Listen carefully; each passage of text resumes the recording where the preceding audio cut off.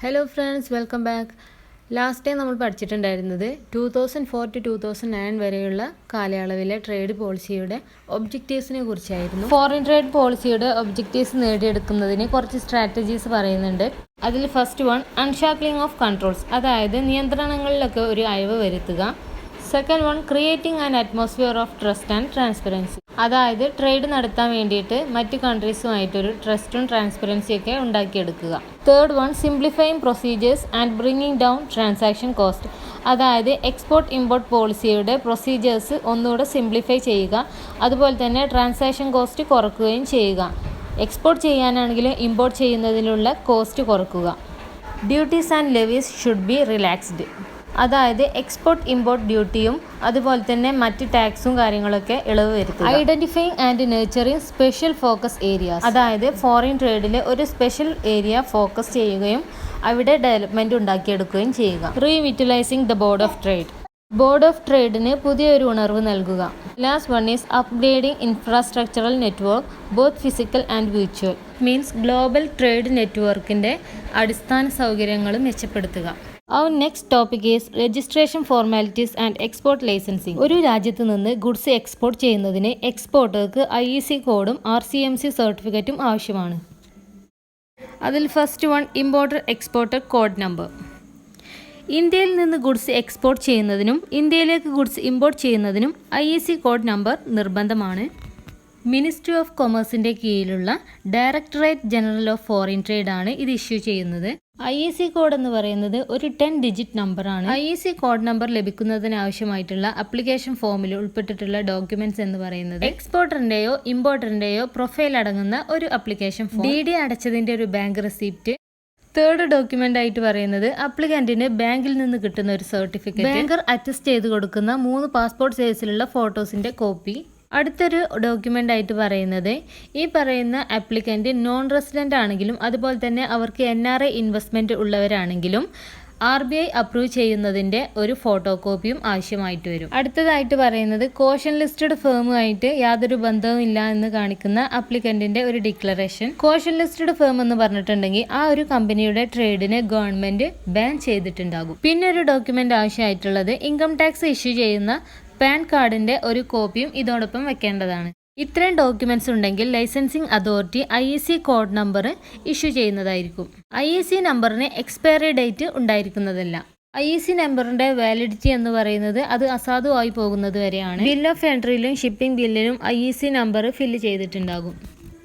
രണ്ടാമതായിട്ട് പറയുന്നത് registration come membership certificate. ഈ ഒരു സർട്ടിഫിക്കറ്റ് ഉണ്ടെങ്കിൽ മാത്രമേ ഫോറിൻ ട്രേഡ് പോളിസിയുടെ കീഴിലുള്ള എന്തെങ്കിലും ബെനിഫിറ്റോ കൺസെഷനോ ഒക്കെ ലഭിക്കുകയുള്ളൂ. ഗവൺമെന്റ് ഓഫ് ഇന്ത്യയുടെ കീഴിലുള്ള FIEO, അതായത് federation of Indian export organisations, അതുമല്ലെങ്കിൽ export promotion councils or commodity boards, ഇവരാണ് ഈ ഒരു സർട്ടിഫിക്കറ്റ് ഇഷ്യൂ ചെയ്യുന്നത്. ഈ ഒരു സർട്ടിഫിക്കറ്റിന്റെ വാലിഡിറ്റി എന്ന് പറയുന്നത് 5 വർഷമാണ്. നെക്സ്റ്റ് നമുക്ക് പഠിക്കാനുള്ളത് general provisions regarding imports and exports.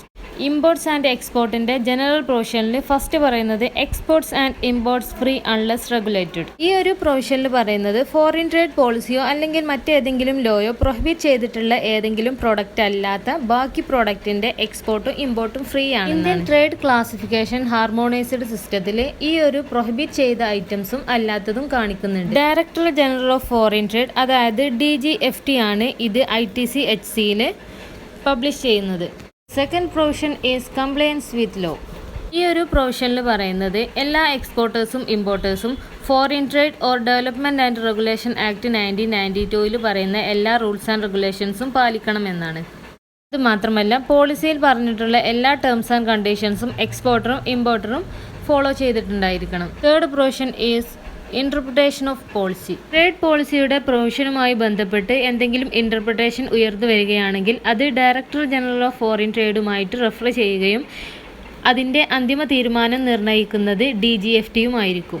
Next provision is exemption from policy or procedure. Trade പോളിസിയുടെ ഏതെങ്കിലും പ്രൊവിഷനിൽ ഇളവ് വേണമെന്നുണ്ടെങ്കിൽ അത് DGFTയുമായിട്ട് റിക്വസ്റ്റ് ചെയ്യാവുന്നതാണ്. അടുത്തൊരു പ്രൊവിഷൻ എന്ന് പറയുന്നത് പ്രിൻസിപ്പിൾസ് ഓഫ് റെസ്ട്രിക്ഷൻ. ഒരു പ്രൊവിഷനിൽ പറയുന്നത് ഏതെങ്കിലും ഒരു പ്രൊഡക്റ്റിൻ്റെ എക്സ്പോർട്ട് കൊണ്ടോ അല്ലെങ്കിൽ ഇമ്പോർട്ട് കൊണ്ടോ നാച്ചുറൽ റിസോഴ്സിന് എന്തെങ്കിലും ഹാംഫുൾ ആയിട്ട് സംഭവിക്കുകയാണെങ്കിൽ അതിനെതിരായിട്ട് DGFTക്ക് മെഷേഴ്സ് അഡോപ്റ്റ് ചെയ്യാവുന്നതാണ്. ഫോർ എക്സാമ്പിൾ, ഒരു രാജ്യത്തിൻ്റെ നാഷണൽ ട്രഷേഴ്സ് ആ ഒരു രാജ്യത്തിൻ്റെ നാഷണൽ റിസോഴ്സ് ആയിട്ടാണ് കണക്കാക്കപ്പെടുന്നത്.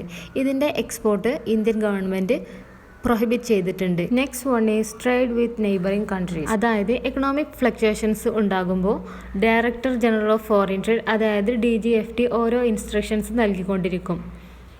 ഫോറിൻ ട്രേഡ് പ്രൊമോട്ട് ചെയ്യുന്നതിനും അയൽ രാജ്യങ്ങളുമായിട്ട് ഇന്ത്യയുടെ എക്കണോമിക് ടൈപ്പ് സ്ട്രെങ്തൻ ചെയ്യാൻ വേണ്ടിയിട്ടുമാണ് ഇതുപോലുള്ള ഇൻസ്ട്രക്ഷൻസ് DGFT നൽകിക്കൊണ്ടിരിക്കുന്നത്. സോ DGFTയുടെ ഇതുപോലുള്ള ഇൻസ്ട്രക്ഷൻസ് എല്ലാ എക്സ്പോർട്ടേഴ്സും ഇമ്പോർട്ടേഴ്സും പാലിക്കേണ്ടതാണ്. The next one is trade with Russia under ഡെപ്റ്റ് റീപേയ്മെന്റ് എഗ്രിമെന്റ്. ഡെപ്റ്റ് റീപേയ്മെന്റ് എഗ്രിമെന്റിന്റെ ഭാഗമായിട്ട് DGFTയുടെ ഇൻസ്ട്രക്ഷൻ അനുസരിച്ച് ചില സമയങ്ങളിൽ റഷ്യയുമായിട്ട് ട്രേഡ് ചെയ്യേണ്ടതായിട്ട് വരും. ഡെപ്റ്റ് റീപേയ്മെന്റ് എഗ്രിമെന്റ് എന്ന് പറഞ്ഞിട്ടുണ്ടെങ്കിൽ ഡെപ്റ്ററും ക്രെഡിറ്ററും തമ്മിലുള്ള ഒരു സെറ്റിൽമെന്റിനെയാണ് ഡെപ്റ്റ് റീപേയ്മെന്റ് എഗ്രിമെന്റ് എന്ന് പറയുന്നത്. അതായത് ഡെപ്റ്റ് എമൗണ്ട് റീപേ ചെയ്യാൻ വേണ്ടിയിട്ട് ആ ഒരു കൺട്രിയുമായിട്ട് ട്രേഡ് ചെയ്യേണ്ടി വരും. അടുത്തൊരു പ്രൊവിഷൻ ആയിട്ട് പറയുന്നത് ട്രാൻസിറ്റ് ഫെസിലിറ്റി. ചില രാജ്യങ്ങൾക്ക് ഇന്ത്യ മുഖേനയുള്ള ട്രാൻസിഷൻ ഓഫ് ഗുഡ്സ് DGFT റദ്ദാക്കിയിട്ടുണ്ട്.